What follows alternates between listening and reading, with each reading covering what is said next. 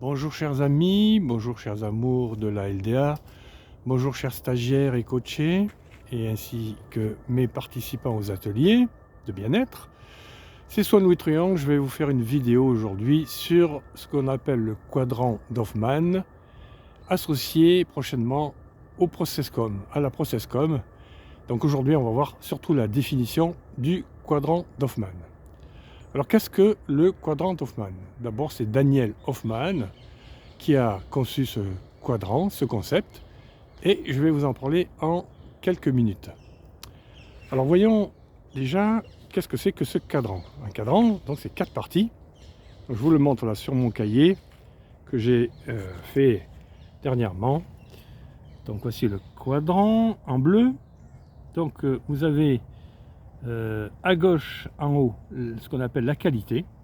Voilà.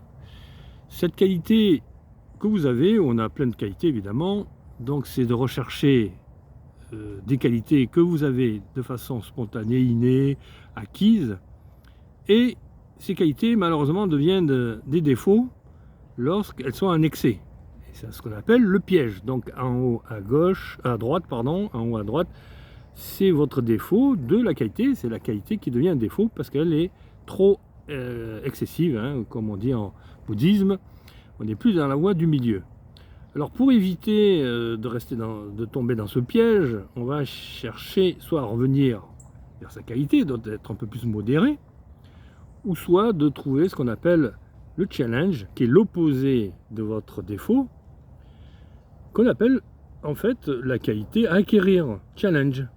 Donc la challenge, c'est une qualité à acquérir qu'on n'a pas encore acquise et qui est importante d'acquérir. Lorsqu'elle est en excès, cette qualité à acquérir, elle devient elle-même un défaut. On appelle ça l'allergie. Donc l'allergie, c'est finalement le challenge exagéré, en excès, qui devient l'allergie. Et cette allergie est opposée à votre qualité de départ. Donc voilà pour ce qui est du quadrant d'Hoffmann. On va prendre un exemple. Vous avez comme qualité d'être très, par exemple, très ordonné. Hein, d'accord? Donc ça, c'est une qualité. Mais quand on est trop ordonné, on devient maniaque. Donc c'est un excès de la qualité d'être maniaque. Alors ça, quand vous êtes maniaque, c'est un piège parce que finalement, les gens et vous-même allez être en mal-être quelque part. Et les autres vont être en conflit avec vous. Donc pour éviter d'être dans ce piège, on va trouver son opposé, c'est d'être cool. Parce que quand on est trop maniaque, c'est pas bon. Donc on va essayer d'apprendre à être cool. Le challenge, c'est devenir cool. Mais quand on est trop cool, ben on devient complètement désordonné, on devient laxiste. Finalement, le côté laxiste, c'est pas bon, ça devient une allergie. C'est pourquoi votre qualité de quelqu'un qui est ordonné n'aime pas les gens qui sont laxistes. Donc c'est une allergie pour vous. Mais c'est le piège, le côté laxiste en fait, c'est le piège de quelqu'un d'autre, là en jaune, qui lui-même a un cadran d'Hoffmann. Donc la personne qui est laxiste, elle, qui a l'allergie pour vous, mais elle, son piège, elle, c'est d'être laxiste. En fait, son côté laxiste, c'est un côté excessif par rapport à sa qualité, qu'il est cool. Donc lui, il est cool. Alors que votre challenge à vous, justement, c'est d'être cool. Alors lui, il faut qu'il revienne à son côté cool, c'est-à-dire qu'il soit un peu moins laxiste, ou alors qu'il travaille son challenge à lui, son opposé, qui est d'être structuré, ordonné.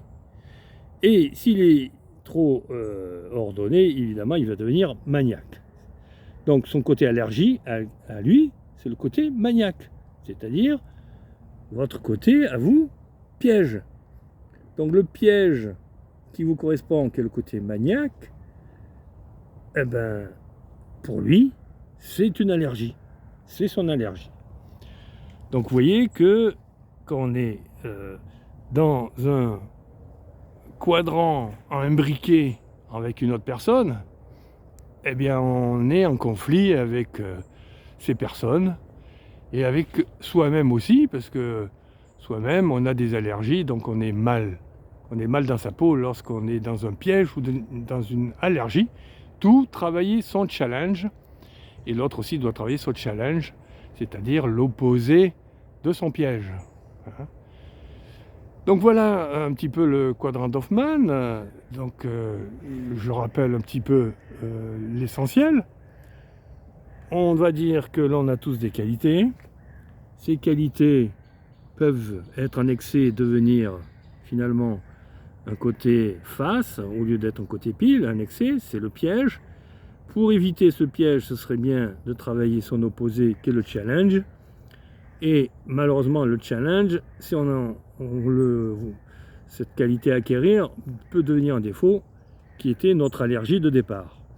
Cette allergie de départ peut être le piège de quelqu'un d'autre qui lui-même a une qualité et il doit travailler lui-même son challenge et éviter qu'il tombe dans l'allergie qui correspond à votre problème à vous.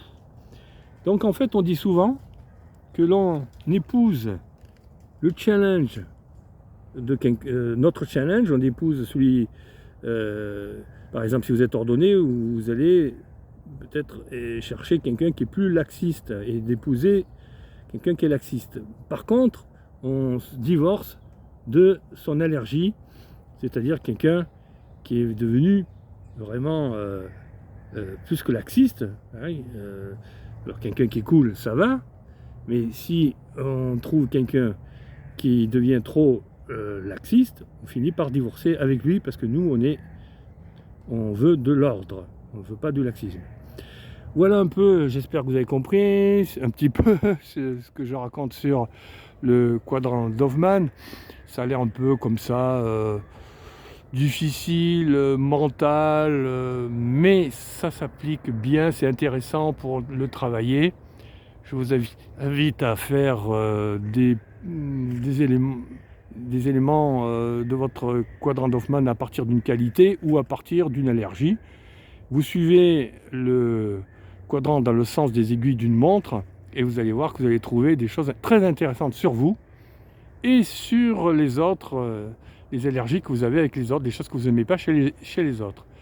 Donc on va voir dans les prochaines vidéos le quadrant d'Hoffmann pour les travaillomanes, puisqu'on parle de ProcessCom, le quadrant d'Hoffmann pour les empathiques, le quadrant d'Hoffmann pour les rebelles, le quadrant d'Hoffmann pour les persévérants, le quadrant d'Hoffmann pour les rêveurs et le quadrant d'Hoffmann pour les promoteurs. Et on verra comment on peut travailler tous ensemble, travailloman, empathique, rebelle, persévérant, rêveur et promoteur. Voilà, j'ai terminé cette vidéo, j'espère qu'elle vous a intéressé. De toute façon, je mettrai dessous des schémas sur le quadrant d'Hoffmann, et puis vous avez plein de choses sur cette technique, sur YouTube et sur Facebook, Internet, etc. Et moi, je vous mettrai des schémas en bas dans Facebook, pour ceux qui me suivent à travers Facebook et par mail. À très bientôt, c'était Soigny.